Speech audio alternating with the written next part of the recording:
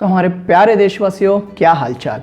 तो जैसे कि हमें पता है, सैमसंग ने फिलहाल ही कुछ दिन पहले दो फ़ोन लॉन्च किए हैं, जिसमें से एक है सैमसंग गैलेक्सी M31 और दूसरा है सैमसंग गैलेक्सी A31, जो स्पेसिफिकेशंस के मामले बहुत एक जैसे ही है। मगर यहाँ पे इन दोनों के प्राइस में बहुत बड़ा डिफरेंस है। तो इतना बड़ा प्राइस डिफरेंस क्यों है, इनमें से कौन सा फ़ोन आपके लिए अच्छा फ़ोन हो सकता है, आज इसी बारे में बात करेंगे। देखते हैं इन दोनों फ़ोन्स के बीच में क्या है डिफरेंस। तो लेट्स फाइंड आउट।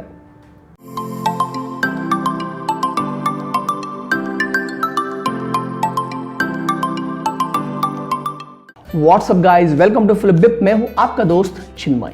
तो दोस्तों, जैसे कि हम जानते हैं कि सैमसंग ने सैमसंग गैलेक्सी M31 और A31 ये दोनों ही फ़ोन लॉन्च कर दिए हैं। अगर हम बात करते हैं M31 के, तो आज की तारीख तक का वो M31 M सीरीज़ का एक हाई एंड फ़ोन था, क्योंकि अब लॉन्च हुआ है M31S। और जहाँ तक बात है A31 की, तो ये A सीरीज़ का एक मिड रेंज स्मार्टफोन है सैमसंग की तरफ से आने वाला।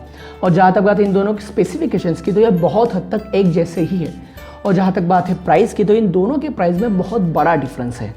और खास करके A31 को लेकर जो कुछ भी ब्रांडिंग की है ना सैमसंग ने, वो बहुत बड़ी ब्रांडिंग की है। खास करके उसके ऊपर जो आता है मैन्युफैक्चर इन इंडिया।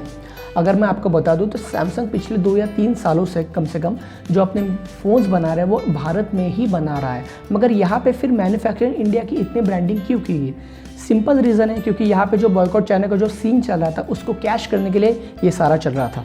और दूसरा रीज़न ये है कि यहाँ पे इस प्राइस रेंज में आपको जो सैमसंग A31 दे रहा है ना, वो बहुत हद तक मेरे ख्याल से इतना अच्छा नहीं है। तो इसीलिए मेरे ख्याल से यहाँ पे जो ब्रांडिंग हो रही है वो बहुत ज़्यादा हो रही थी। अगर हम लिटरली कंपैरिजन करते हैं दोनों फ़ोन्स का, जिसमें से M31 होगा और A31, देखते हैं इनमें से कौन सा फ़ोन आपके लिए अच्छा हो सकता है। तो जहाँ तक बात है इनके कंपैरिजन की, तो यहाँ पर हम 4 पैरामीटर्स पर उस पर ध्यान देंगे।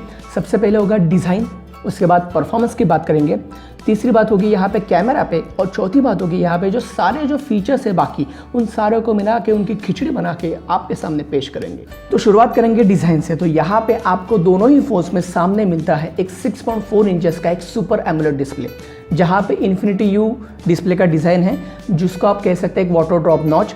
जहाँ तक बात है इसके नीचे चिन की, यानी कि नीचे की बेजल की, तो थोड़ी सी बड़ी आती है, मगर बाजू के जो बेजल्स है वो बहुत ही कम, यानी कि ना के बराबर है। तो सामने से अगर हम बात करते हैं तो दोनों फ़ोन्स का जो डिज़ाइन है वो एक जैसा ही है। तो जहाँ तक बात है इसके बैक डिज़ाइन की, तो यहाँ पे ये दोनों ही फ़ोन्स पॉलीकार्बोनेट से बने हैं, जिसका मतलब होता है प्लास्टिक। ये दोनों ही फ़ोन्स की जो बॉडी है वो प्लास्टिक बॉडी है। मगर यहाँ पे मुझे A31 का डिज़ाइन थोड़ा सा ज़्यादा अच्छा लगा, क्योंकि यहाँ पे आपको अलग सा टेक्सचर देखने को मिल रहा है जो बहुत अच्छा है। और जहाँ तक बात है M31 की, तो यहाँ पे आपको कोई भी टेक्सचर नहीं है, सिंपल कलर में आता है, ब्लैक या फिर ब्लू। और जहाँ तक बात है कैमरा सेटअप की, तो दोनों फ़ोन्स में आपको लेफ्ट साइड में कैमरा सेटअप है जो एक रेक्टेंगुलर शेप में आता है। और फिंगरप्रिंट स्कैनर की, तो M31 में आपको बैक साइड में एक फिंगरप्रिंट स्कैनर मिल रहा है और A31 में आपको ये इन डिस्प्ले मिल रहा है। तो मेरे ख्याल से यहाँ पे अगर डिज़ाइन में कोई जीतता है तो A31 है।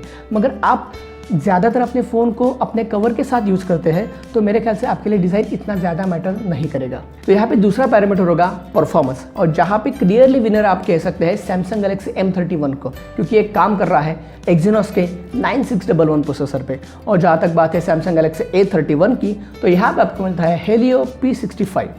मतलब सैमसंग ने हम लोगों की सुन लिया। हमने सैमसंग को कहा कि भाई हमें एक्जिनोस के प्रोसेसर के अलावा किसी और प्रोसेसर की ज़रूरत है। तो सैमसंग ने क्या किया, यहाँ पे हमें मीडियाटेक का P65 दे दिया, जो बहुत पुराना प्रोसेसर है, जो 10 नैनोमीटर पर काम करता है, और जो 12 या 13 हज़ार के प्राइस रेंज में आता तो ठीक था, मगर इस प्राइस रेंज में P65 बिल्कुल भी नहीं। और जहाँ तक बात है सैमसंग के एक्जिनोस के 9611 की, तो ये 10 नैनोमीटर पर काम करता है। हालांकि ये प्रोसेसर भी बहुत अच्छा है, जहाँ पे आप अच्छी गेमिंग भी कर सकते हैं, और P65 से तो बिल्कुल भी अच्छा है। तो इसीलिए मेरे ख्याल से यहाँ पे सिंपल विनर हो जाता है सैमसंग गैलेक्सी M31। और जहाँ तक बात है GPU की, गेमिंग प्रोसेसर यूनिट की, तो आपको M31 में मिलता है Mali G72, और यहीं पे A31 में आपको मिलता है Mali G52। तो क्लियरली यहाँ पे भी आपको ग्राफिक्स में M31 ही अच्छा मिलेगा। तो अब बात करेंगे कैमरा सेटअप की। तो अगर हम नंबर्स के हिसाब से देखें, तो यहाँ पे फिर से सैमसंग गैलेक्सी M31 है वो थोड़ा सा आगे चला जाता है, क्योंकि यहाँ पे आपको मिलता है 64 MP का एक क्वाड कैमरा सेटअप, जहाँ पे 64 MP का मेन कैमरा, 8 MP का अल्ट्रा वाइड, 5 MP का डेप्थ लेंस और 5 MP का माइक्रो लेंस। और जहाँ तक बात है A31 की, तो यहाँ पे आपको मिलता है 48 मेगापिक्सल का एक क्वाड कैमरा सेटअप, जहाँ पे 48 मेगापिक्सल का मेन कैमरा, 8 MP का अल्ट्रा वाइड, 5 MP का डेप्थ लेंस और 5 MP का माइक्रो लेंस। तो बेसिकली यहाँ पे जो फ़र्क है वो सिर्फ मेन कैमरा में, 64 MP वर्सेस 48 MP। मगर यहाँ पे फिर भी 64 MP के जो कैमरा डिटेल्स है वो फिर से ज़्यादा अच्छे आ रहे हैं, यानी कि M31 के जो कैमरा डिटेल्स है वो A31 से थोड़े ज़्यादा अच्छे हैं। और ख़ास करके यहाँ पे आपको जो नाइट मोड मिल रहा है M31 में, जो ऑफकोर्स A31 से बहुत ज़्यादा अच्छा है, क्योंकि आपको A31 में इतना अच्छा नाइट मोड नहीं मिल रहा है। तो ऑफकोर्स यहाँ पे फिर से कैमरा सेटअप की अगर बात करते हैं तो यहाँ पे मेरे ख्याल से M31 ही विनर हो सकता है। तो अब बात करेंगे कुछ फीचर्स के बारे में, जिसकी मदद से आपको पता चल जाएगा कि कौन सा फ़ोन आपके लिए अच्छा हो सकता है। शुरुआत करेंगे A31 से। तो ये फ़ोन किस लिए लेना चाहिए? आपको यहाँ पे सैमसंग पे का सपोर्ट मिलता है, जो A सीरीज़ का एक खास फीचर है। साथ में यहाँ पे आपको मिलता है NFC, आपको यहाँ पे इन डिस्प्ले फिंगरप्रिंट स्कैनर भी मिल रहा है, और यहाँ पे वो एक अच्छा यानी कि ग्रेट डिज़ाइन मिल रहा है। मगर इस फ़ोन को ना लेने के भी कुछ रीजंस हैं, जैसे कि आपको यहाँ मिलता है मीडियाटेक का P65 प्रोसेसर, जो इस प्राइस रेंज के लिए बिल्कुल भी अच्छा नहीं है। साथ में आपको यहाँ पे UFS 2.1 का भी सपोर्ट नहीं है, यानी कि इसका जो रीडिंग एंड राइटिंग स्पीड है वो थोड़ा सा कम होने वाला है। और साथ में यहाँ पे आपको जो कैमरा सेटअप मिल रहा है, इससे थोड़ा अच्छा कैमरा सेटअप या फिर ये थोड़ा परफॉर्मेंस आपको M31 में ज़्यादा अच्छा मिलेगा। और अब बात करेंगे सैमसंग गैलेक्सी M31 की। तो सबसे बड़ी बात आपको यहाँ पे मिल रही है 6000 mAh की बैटरी, जो A31 में आपको मिलती है 5000, यहाँ पे मिलती है आपको 6000।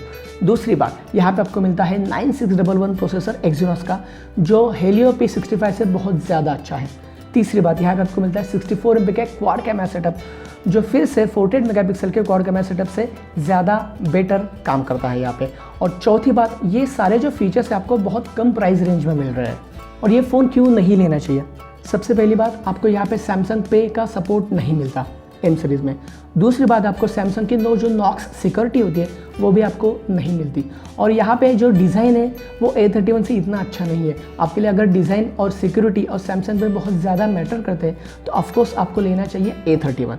M31 में ये तीनों फीचर्स आपको नहीं मिलेंगे। तो यहाँ में लास्ट पे बात करेंगे इन दोनों फ़ोन्स के प्राइसिंग के बारे में। तो यहाँ पे आपको 6GB और 128GB का जो वेरिएंट्स है वो सैमसंग गैलेक्सी M31 की जो प्राइस निकल कर आती है वो है 17,500 रुपये, और जहाँ पे A31 की जो प्राइस है वो करीब 22,000 रुपये। तो यहाँ पे जो प्राइस डिफरेंस है बहुत ज़्यादा बड़ा है। मगर यहाँ पे कुछ फीचर्स ऐसे हैं जो आपको सैमसंग गैलेक्सी A31 में मिलेंगे, कुछ फीचर्स आपको सैमसंग गैलेक्सी M31 में मिलेंगे। मगर आप वैल्यू फॉर मनी फ़ोन किसी को अगर कह सकते हैं तो वो है सैमसंग गैलेक्सी M31 मेरे ख्याल से। बाकी आप बताइए आपको कौन सा फ़ोन ज़्यादा अच्छा लगा और कौन सा फ़ोन लेना आप ज़्यादा प्रेफर करेंगे, मुझे कमेंट ज़रूर कीजिए। मैं आपको मिलता हूँ अगले वीडियो में, तब तक के लिए गुड बाय, नमस्ते।